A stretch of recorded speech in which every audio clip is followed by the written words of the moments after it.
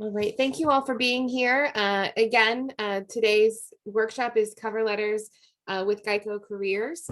Megan Eckhart is joining us as the regional college recruiter at GEICO. She graduated with her degree in psychology and criminal justice from Ferrum College. Megan has been with GEICO for 8 years and has held multiple positions within the company, starting in sales and market and making her way into human resources.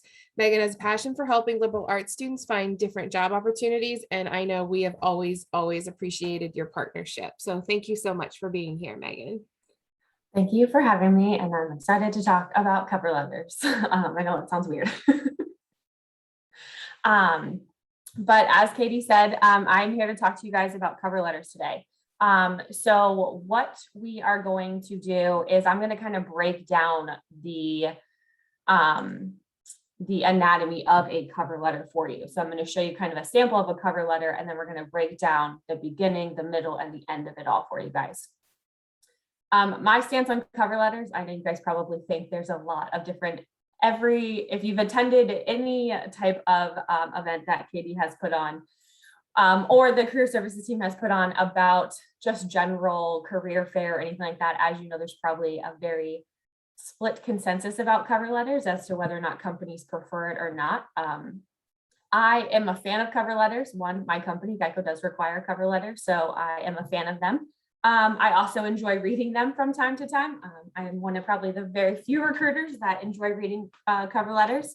But also a reasoning for cover letters, it also helps me kind of get a better sense of who you are. Your resume is a really great depiction, but just kind of some background information as to why I think cover letters are important. So, you know, let's say you're applying for a business role and you have a liberal arts degree. That cover letter is going to be a good way to tie those in as to why your resume says this, but this is why you're looking for this is why you're applying for this job. It's a good way to explain that, because when I'm looking at resumes for our positions, like our summer internship, our management development program, it's open to all majors. So I love reading cover letters that are saying, like, I know I'm a finance major, but I'm interested in X, Y, and Z, and this is why I think it'd be a great job for your company.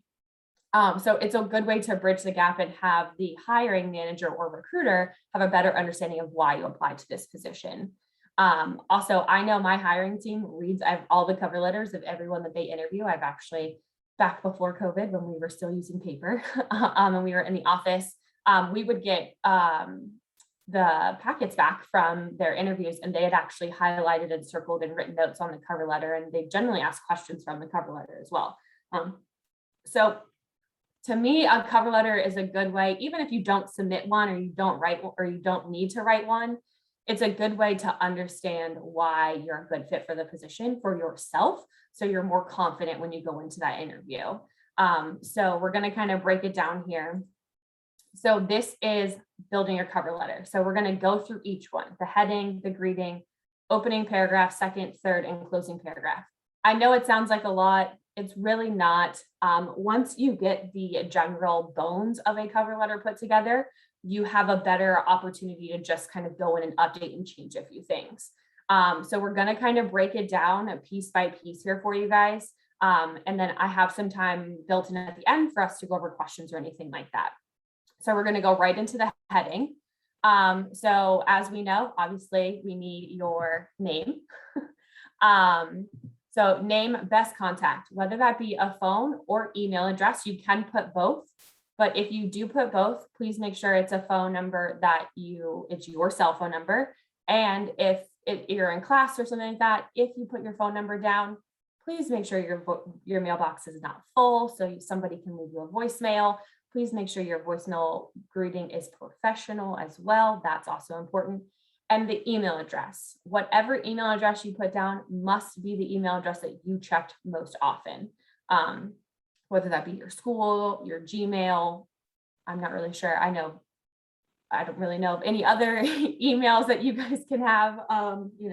When I was a kid, it was Yahoo and AOL. So whatever email that you check most often, if it's your school email, put that down. But I recommend, if that's the email you're going to put on your cover letter, that's the email you put on your resume, and that's the email you put in your application. that email needs to be consistent through all things. You can put an address.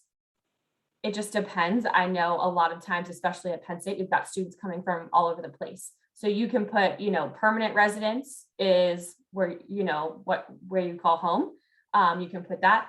And then you can put like maybe in parentheses, like open to relocation or something of that nature. Or you can just put the city, like, hey, I live in State College, but my permanent address is this. It's up to you. But when you look at the heading, you want it to be kind of short and sweet. So you want obviously your name.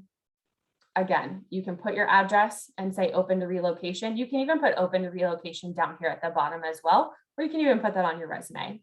And then your phone number and email address are the two that I recommend. And if you have some space, you can put your LinkedIn if you would like, especially if you want to take it off your resume, you can put it on your cover letter. Again, that's a preference. It doesn't matter either which way you have it. Or if you have it on there or don't have it on there, it's totally a preference for you. Again, the heading is short and sweet. It's just introducing who you are. It would be great if your heading kind of matched similar to what was on your resume. So it kind of looks like like a working document for both. So they go hand in hand. So they look like the same document. Next, we're going to go to the greeting. This is a good question. Who do I address it to? Do I address it to the recruiter? Do I address it to the hiring manager? What if I don't know who the hiring manager is? What if I don't know the recruiter's name yet? It's completely fine to not know that information. So if you're uploading a cover letter before you talk to a recruiter or anything like that, you're going to want to use your generics like to hiring manager or to hiring team, to GEICO, or, I would avoid saying to whom it may concern. That's very generic. Maybe you're applying to a specific unit, like apply, to information technology team or something of that nature. You want to make it specific. Now, if you know the person, that if you've spoken to the recruiter already and they say, hey, do you mind sending me a writing sample or a cover letter? You can put dear Miss Eckert, their last name. That's completely fine as well. Obviously the MRS, Miss versus Mrs. I think at the end of the day, it's not that information for you to obviously know right off the bat, and that's completely fine. That's why my recommendation is to kind of just always go with these kind of more generic style, that are kind of, again, one, very gender neutral, fitting in with our diversity and inclusion, keeping everything inclusive in that sense as well. So, dear company, dear hiring manager, I think is completely fine. Next is the opening paragraph. So as we see here, the opening paragraph is right here. As you see in the greeting, there's a date, to make sure that you don't get yourself in a tricky situation. I would leave the date off, because if you're putting a date and you don't change it, it could say like, oh, well, they haven't updated their cover letter since this date. Like, ooh, that's not a good look. So I would leave the date off and just kind of, I don't think you necessarily need to put the company's address here. I think you can just go right into your name, like your name up here at the top and straight into the hiring manager. And then the opening paragraph, as you see here, here's a little bit of an example. So this is an opening paragraph is meant to grab the attention of the person reading it. So you want to highlight your achievements, show how well you know the company and your overall excitement for the company. I also think it's a good way to add in how you learned about the position. So here's an example. As a lifelong enthusiast of XYZ's marketing initiatives, I was thrilled to see your position for the posting for the position of digital marketing manager. You could have said like on LinkedIn or when I talked to somebody at a career fair. I am positive I can help you with XYZ's upcoming challenges. I have experience with leading successful national online campaigns with budgets over an X amount of dollars. What is more, I have succeeded at expanding ABC's client base by 19% since 2011. Obviously, this example is meant for somebody who's had past experience. So for your students, your opening paragraph is going to be highlighting the achievements you achieved while you were in school, and kind of what you've done thus far and how it's going to help the company. Because your opening paragraph is setting you up to go into your second paragraph, which we're going to get to it here in just a minute. I do think it's good to highlight your achievements and be able to quantify them in some sort of successful way. If I'm pretty sure if you're writing a resume and if you've attended an event that I've hosted before about resumes, I always say to make sure to quantify your results on your resume, and you can quantify them again here on your cover letter. As you can see, they've said that they've, successfully ran a national campaign with a budget over $300,000. And she's exceeded the client base by 19%. So they have not only said, hey, I've done this and I've managed this, how much I've managed this, but I've also improved it by X amount. So with that opening paragraph, again, highlighting your achievements, show how well you know the company and your overall excitement for the company. Explain why you're the perfect candidate. So when you're applying for a job, hopefully you're reading the job description in detail and saying, yes, this is something I want to do. You should be looking at the job description and the qualifications and what they're looking for and kind of writing down, okay, I have this, I've got this, I can talk about this, this, and this. I would pick a few of those to reference in the opening paragraph, not blatantly reference, but tie, kind of underlie, put that in there. So let's say they're looking for leadership experience or analytical skills. You can say, I have successfully been president of X, Y, and Z for 2 years, where I have maintained a budget of X amount and I've increased overall membership by this much. Again, just depending on what the job description is looking for, right? These are just little hints. We're not going into full-blown explanations of what we did. We're just kind of dropping these little hints and kind of pulling that reader in and helping them understand why you're a good fit for this position. Again, explaining why you are the perfect candidate. I think it's also good to show how well you know the company by saying, hey, I actually learned about this position through X, Y, and Z, whether that be a career fair, an information session, or hey, I talked to a recruiter. She said, I talked to her, she said I'd be a really good fit. Mention that in your open paragraph, because now the recruiter you talk to in person or virtually may not be the recruiter that's doing the interviewing. So now they know that you've spoken to somebody and you've had that first initial contact. So it's a little bit, they're like, okay, great. So I know who they talked to. If I have any questions or, follow-ups, I can go to this person. But now I know they kind of have a better understanding of the position. Again, opening paragraph, as we all know, a general paragraph is like 3 to 5, maybe 6 sentences. Shouldn't be too lengthy. Again, you're just doing quick hits, but highlighting those certain things that they're looking for in the position. Second paragraph, give them what they're looking for. Which is exactly what you're going to do. Explain that you're going to fill their needs. Again, remember how I talked about you need to review the job description and find those 1 to 3 items they're looking for. Take your experiences you have, and now we're really going to tie them into what they're looking for. So the example, company is looking for leadership experience. My current role is vice president of X, Y, and Z. I have done, and if they're saying looking for, motivating others or working with goals or metrics, you can say I have, and then that's where you talk about that some more. Now it's your second paragraph and your first paragraph, I know they can kind of sound similar, but they're not. So if we look at this example here, the opening paragraph is, I'm applying for this position because I can contribute to the overall success. I have experience with leadership. I feel that in talking with the recruiter at the career fair that I would be a great asset to the company. And then in your second paragraph is by saying, hey, I've actually done this, this, this, and this by this experience, and this is how it can help your company. So again, there's similar setup, but they're explaining different things, right? Your opening paragraph is explaining why you're the perfect candidate. And the second paragraph is being very specific as to why you're the perfect candidate, because you're highlighting specific things that they're looking for that you have. Again, it should be about 3 to 5 sentences, but again, we're not reiterating our resume. We're not just taking that information and copy and pasting it. We're restructuring it so it is a cohesive paragraph that explains something.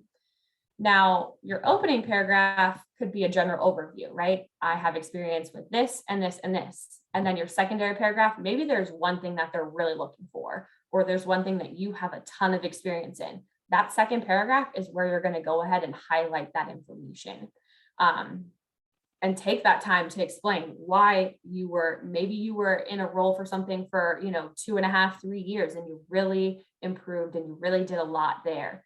Maybe, and that's what they're looking for. That's what you're going to spend that second paragraph talking about. Like I said, 1 to 3 items they're looking for, and really kind of dive a little bit deeper into kind of what you did in that role and how that could possibly translate to that company and their needs. Next, we have the third paragraph. So tell them why you want to be a part of their company. Ask yourself, why do you want this position? What's in it for you? What's your interest? Why do you want to work for this company? Because remember how we talked about in the beginning, you could have a completely different degree or a completely different background for the position you're applying for. This is your paragraph to explain why you're applying and why you want to be there and why you would be an asset to the company.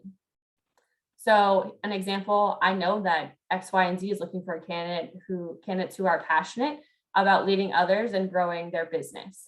This is a perfect match with my personal and professional skills and interests.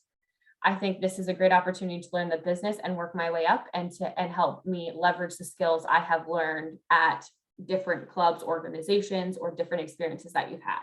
So you're reiterating a different way. Now you're reiterating, you told them about your skills, you told them why you're a good match, and now you're telling them why you want to be a part of this position and why you want to be a part of this company. And maybe the company has great initiatives that you're a huge supporter of, and maybe they just have a great company culture that you want to be a part of. Talk about that.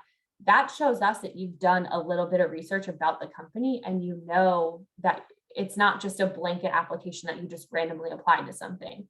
You've actually taken the time, you've done the application, you've done your cover letter, and now you kind of know a little bit more about the company and the position. I think this paragraph is very important because if you are applying for a job kind of outside of your degree or experience, this paragraph not only is going to help the employer or the recruiter understand why you're applying, but it's also going to help you understand why you're applying for the position. And like I said, even if the company doesn't require a cover letter, maybe you don't have to write a cover letter, but ask yourself these questions when you're applying, because if you do get that interview, they're going to ask you, hey, your major is this, you have a lot of experience in this. Why is this position the job for you? Why is this company the job for you? And you have to be able to confidently talk to them about why. Yeah. Hey, I don't have the experience, or hey, I don't have the major most people do, but this is why I think this is a good position for me. Right. So these are great questions to ask yourself, even if you're not writing a cover letter. Because this, I've interviewed a lot of people in my time at GEICO. And one of the things is the majors that aren't the majors that are different, are outliers. Like I had a candidate interview that was a biochemistry engineer or a biochemistry major, and her story was awesome. And, she told me, hey, I wanted to go to school to learn something that I wouldn't be able to learn just walking into a business. And I was like, that's awesome. And she's like, but through my time in school, I found that I really wanted to be in management and leadership. And I was like, that's great. And I was like, so why GEICO? And she's like, it's a stable company. She had done the research. She was very confident in the sense that, like, hey, I know I don't have the experience in this, but this is why I would be a good fit and a good asset to your company. She's still with the company and still, still successfully being in the supervisory role as well. So,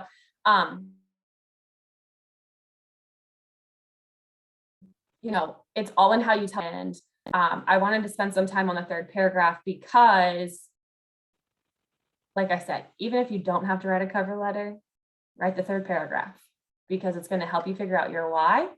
And I know we're busy, we have a lot going on our plate, we're applying to a lot of jobs. I completely understand that, but there's nothing worse than mass applying or bulk applying for jobs. And then when you get the interview, you didn't have the time to figure out your why, or figure out there's some even just basic research about the company. I know I'm kind of going a little bit further than cover letters right now, but because even though you applied and you're like, I'm not really sure about this company, but it could be good practice for interviewing skills. But if you're prepared enough, that job, that interview could turn into a job that could open up a whole different set of doors for you. Just because it's different and you're like, so even if it's not a job or a position that you're 100% about, that's completely fine. But if you're applying, make sure that you're applying with intention, and that it's not like, well, I'll just practice it, and if I bomb it, I bomb it. That's not the way to look at it, because to be honest, it's not like I've been at GEICO for 9 years and working on my 10th year right now. And when I first started working there, I thought I was only going to be there for like 2 or 3 years and figure out what I wanted to do. And to be honest, I had never thought about applying to GEICO. But it was the largest employer in my area. And, the more people I talked to said it's got a lot of doors to open for you once you get in there. And so I was like, okay, why not? And, I did my research on the company, I interviewed, I went through the process, and here I am 9 years later, and doors have been open. So ask yourself, why do you want this position? Why do you want to work for this company? Because that is going to set you up for success in going into the next steps of the hiring process. Closing paragraphs. This one's going to be short and sweet. It's a call to action. Explain that you're looking forward to hearing from them and potentially meeting them in person. An example, I would welcome a chance to speak with you about this great opportunity with X, Y, Z and how my experience will contribute to the company's goals. Plain and simple, but it's a call to action. It's nothing, to be honest, there's no right or wrong here. It's just, there needs to be a call to action. I would love to speak with you, here, attached with my resume, things like that. Again, plain and simple, nothing really crazy for the closing paragraph. If it is a paragraph, it would be on the shorter end, about 3 sentences. And then the formal closing, I would stick with thank you, best regards, kind regards, and sincerely. You can electronically sign it. You can, however you want to put your signature in there. I think that's completely fine as well. Again, the closing paragraph is pretty short and sweet and to the point. There's nothing really crazy about it. It should just be very straightforward and kind of bringing that call to action. You can even say, like, I've included my resume, please reach out to me if you have any additional information or something like that, right? A very strong call to action. And then sincerely, Charlie candidate, who is on the screen today. But other than that, like I said, once you get the bones of a cover letter put together, once you kind of get the gist of the opening paragraph and the secondary paragraph, even the third paragraph, if a company requires it or asks for it, now you're only going in and changing one or, you're only changing a handful of things. You're not rewriting it from scratch every time. It's just like your resume. Your resume should be altered and changed for every position you apply to. It shouldn't be a blanket resume for every job that you apply to. I know that's the easiest way to do it, but unfortunately, with hiring systems and things looking at it, you need to update your resume per the job that you apply for. Should go the same for your cover letter. I can't tell you how many times I've probably read a cover letter that they've applied for the management development program. And the first line is that I'm super excited to apply for the analyst actuary position. And I'm like, that's not the job you applied for.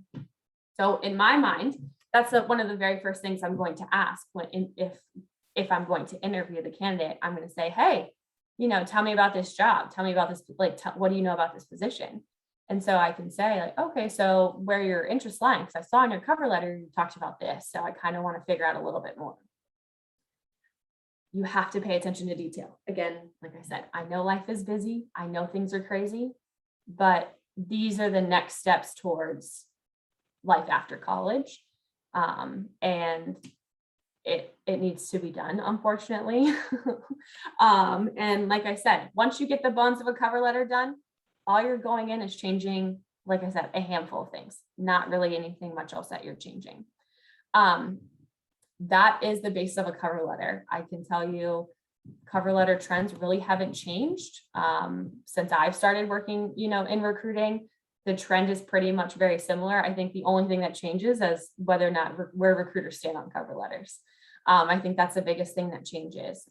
But even if you want to practice a cover letter, like I said, it's a great way to figure out why you apply for that job and how your experiences relate to that job, and if you're a good candidate for the position. So even if it's just something like, hey, I'm going to write the cover letter and kind of look at this job overall, like I'm not 100% sure. I meet like 3 out of the 7 qualifications. Like, let me just see. It's definitely worth an opportunity, because statistically, and this is going to break down a little bit, but from the statistics that I found is that men are more likely to apply for jobs when they only meet 1 to 3 of the criteria, whereas women will only apply to jobs if they meet all of them. So just remember that even though you may only meet 2 or 3, your experience could exceed the rest. So making sure, and again, another good reason to write a cover letter, because you can write it and be like, actually,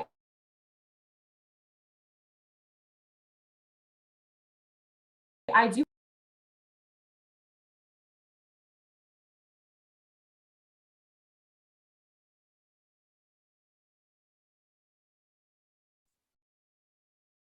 I think we lost you just for a second. All right, there we go. Okay. So again, like I said, it's just a good way to kind of tie it all together and kind of build your confidence when you're applying for jobs that are kind of outside the normal job realm that you're applying to. I'm going to go to the end, and I'm going to stop sharing my screen, and I will open the floor up for questions.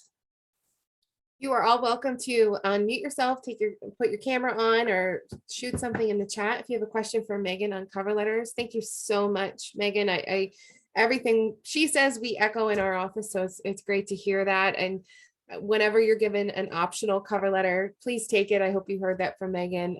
It's a great opportunity to extend your the marketing of yourself. They'll know more about you. And there are some recruiters that are very adamant about not liking cover letters. That's not everybody. So we have to be sure that's not a blanket statement. As much as we want to hear that, it's not true for everybody. So correct. Yes. And if a company is asking for a cover letter, it generally means it's required.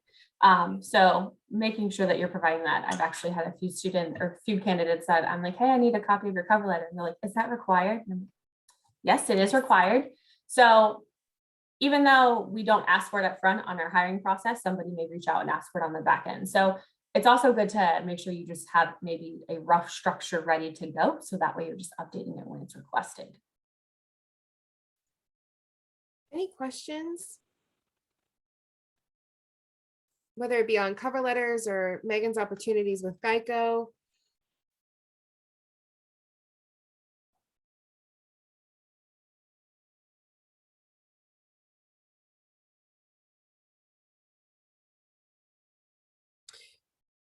Megan, there's a student on I've recently met with. Do you have any opportunities coming up for December graduates? Like December 2020. There she is. I'm so sorry. I did not get my computer to cooperate. Go ahead, Mary. I met with Katie yesterday. I actually have to reach out to you later today, Megan, because I'm in LA 103 and I have to do a mock interview with you. Oh, yeah. I just got off work, so I'm sorry. It's okay. But yeah, I was talking to Katie yesterday about I'm graduating in December. And I'm interested in sales, and she said that GEICO might have had some positions. Do you kind of have any or anything? Yeah, I mean, so we've got the management development program. So if you're kind of interested in kind of like management and leadership, we have a sales track that's a fast track into supervision and leadership, and we're always hiring. And so if you're graduating in December, we would have you start at the beginning of 2022, whether that be a January, February, or March class. Thank you. That's great. You're welcome.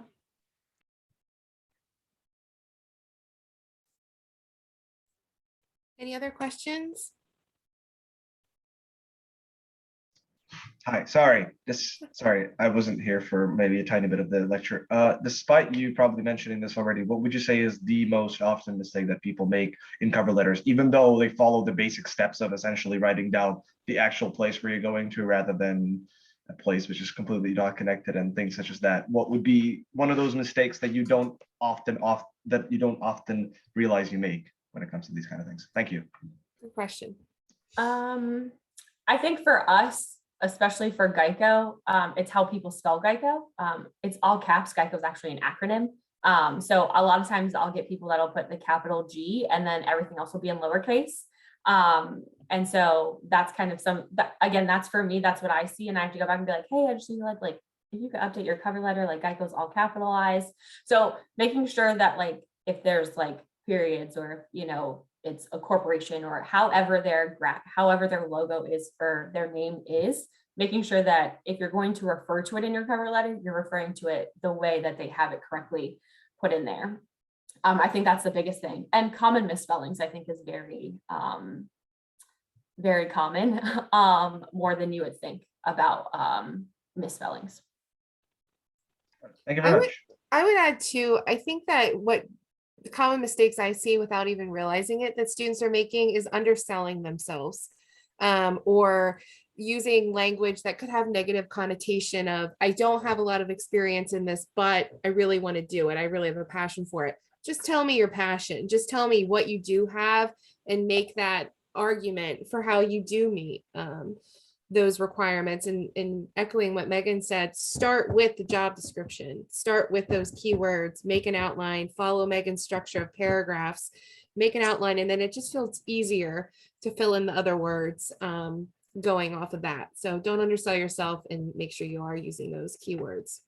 And I would, to bounce off of that, Katie, I would even challenge you to not use the letter I so much in your cover letter. I didn't know that in college, and I came to GEICO and I had a supervisor that I was applying for a job internally, and he's like, try to not use the word I and talk about your skills that way.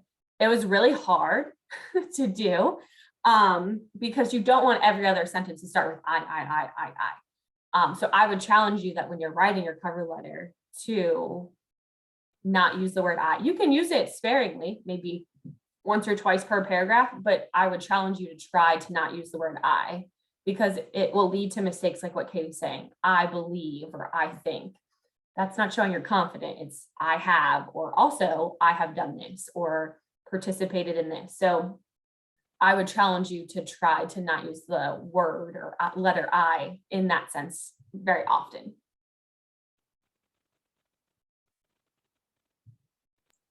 Any other questions? Well, I don't have my calendar in front of me, but Megan will be joining us again in November to cover resumes and a little bit, any other additional questions on cover letters. So please join us then. Again, the event today is recorded, so you'll find that on our YouTube channel. If you have any questions, please feel free to connect with us in the Career Enrichment Network. We will be available for career coaching throughout the semester and break. So even when you finally get a breath over fall break or winter break, you're welcome to meet with us then too. We'll still be here. So thank you, Megan, so much for joining us. It's been a great presentation. We really appreciate your continued support of the liberal arts in our office in particular. So it's great to see you. Thank you again for having me. Absolutely.